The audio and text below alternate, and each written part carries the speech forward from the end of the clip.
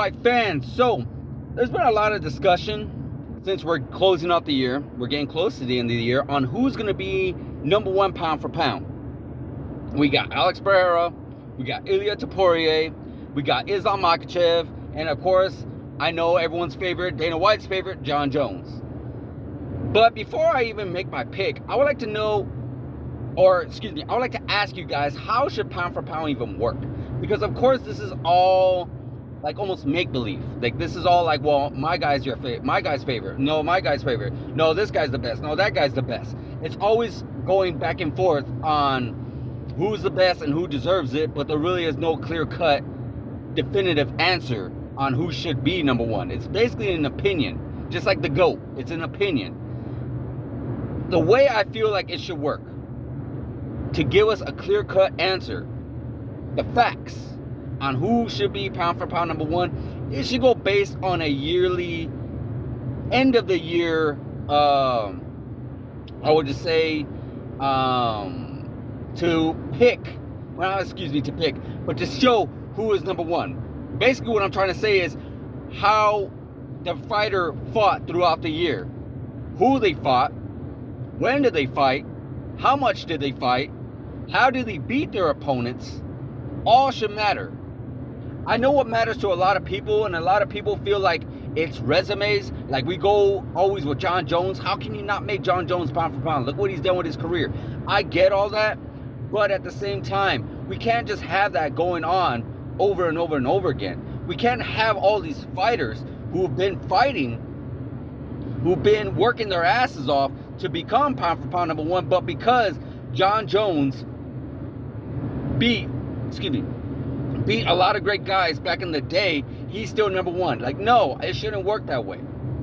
In the year, in 2024, 2025, and so forth, show me what you done. Show me how you did it. Show me who you beat.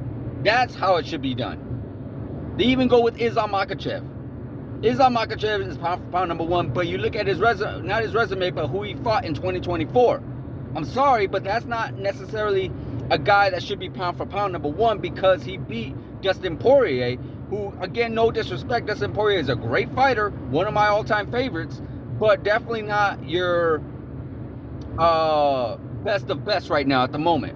He was just a good contender to have in the lightweight division at that time.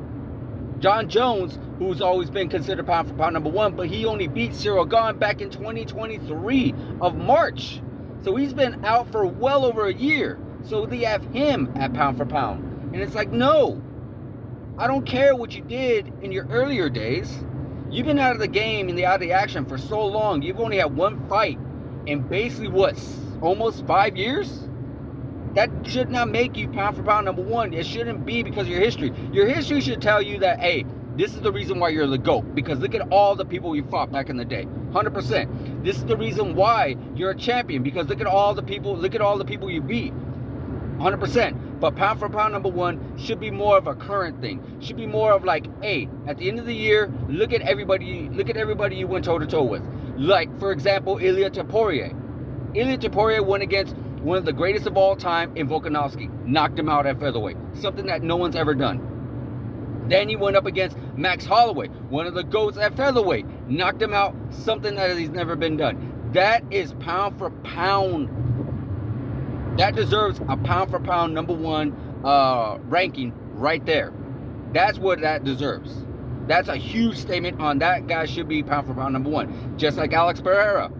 Alex Pereira went against Jamal Hill. Went against Yuri Prochazka. Went against Cleo Roundtree. Knocked all these guys out. That's a big statement. Now, I know a lot of people are saying also that some divisions are easier where other fighters can fight multiple times because their division is easier than this division. I'm sorry, that shouldn't matter, because now you're going back on almost like a fantasy. You're going back on like, well, these guys are more skilled than these guys at light heavyweight. The lighter guys are more skilled at these guys. Yeah, I get all that.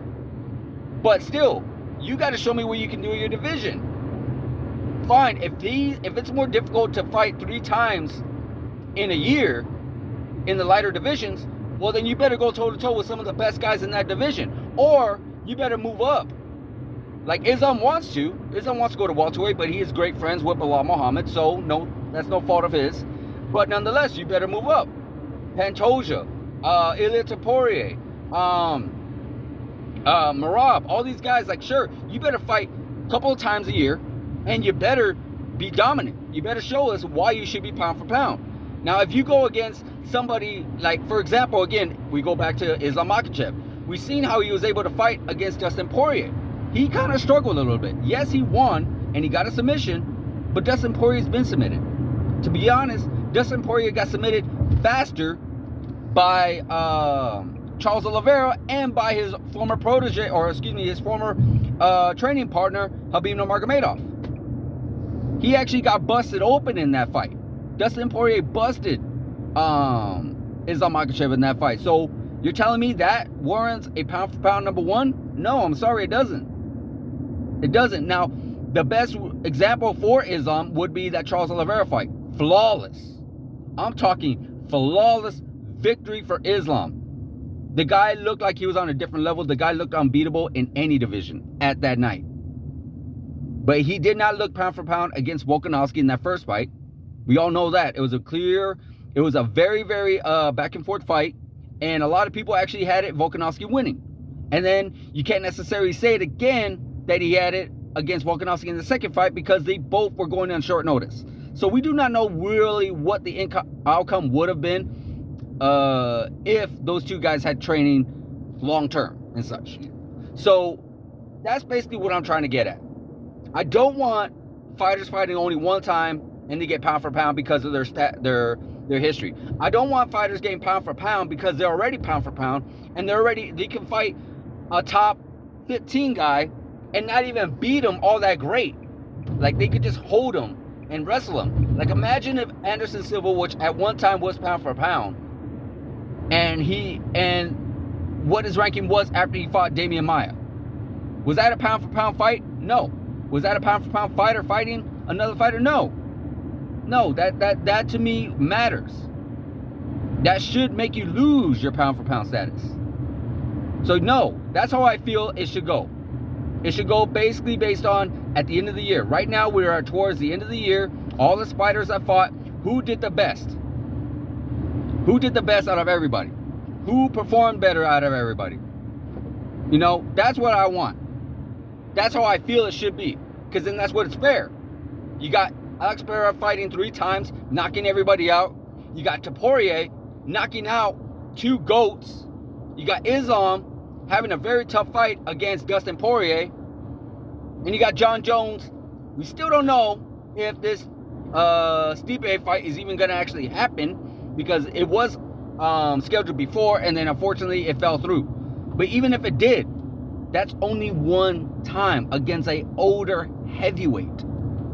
See what I'm saying? My personal opinion, Ilia Topuria has to be number 1. Has to be. Knocking out 2 GOATs, beating 2 best of all time in the featherweights, you got to give it to him.